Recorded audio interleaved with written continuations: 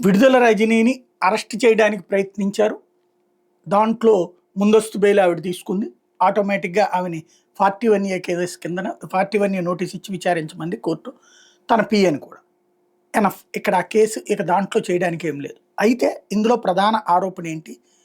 ఒక stone crusher దగ్గర బెదిరించి 5 కోట్లు డిమాండ్ చేశారు. ఇవ్వకపోతే 50 కోట్లు పెనాల్టీ ఏస్తానన్నారు.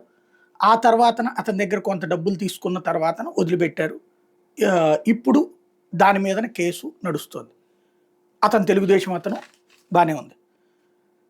తప్పే ఆవిడ చేసింది తప్పే. దాన్ని ఎవరు నెత్తినేసుకోరు, భుజానేసుకోరు. అదే సందులో అట్లాంటివి జరగలేదని అమాయకంగా చెప్పేవాళ్ళు లేరు. What about today? ఇవాళ ఏం జరుగుతుంది? నెల్లూరులో ఎన్ని ఎందుకు ఆగిపోయినాయి గన్లు?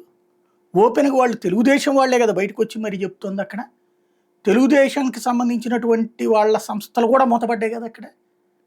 మరి మిగతా చోట్లంతా ఎవరికైనా నిజమైనటువంటి కాంట్రాక్టర్లకు ఇచ్చారా? నడవనిస్తున్నారా? మా రోడ్డు మీద నుంచి వెళ్తే కూడా డబ్బులు కట్టాలని చెప్పేటటువంటి పరిస్థితి.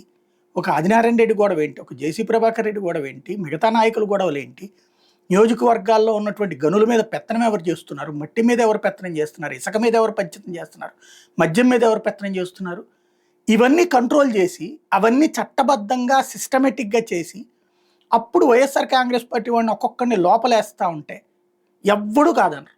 తప్పు పట్టే ప్రసక్తే లేదు. పైగా శభాష్ అంటారు ఈ ప్రభుత్వాన్ని. మనమేమో మన వాళ్ళని ప్రోత్సహిస్తూ ఆనాడు వాళ్ళకి దోచిపెట్టారంటే ఎస్ అలా దోచిపెట్టారనే కదా మీకు పవర్ ఇచ్చింది. మీరు మీ వాళ్ళకి అంతకంటే ఎక్కువ దోచిపెడితే ఇంకా పవర్ ఏంటి? ఆ పవర్ ప్రయోజనం ఏంటి? చెప్పే నీతి ఏంటి?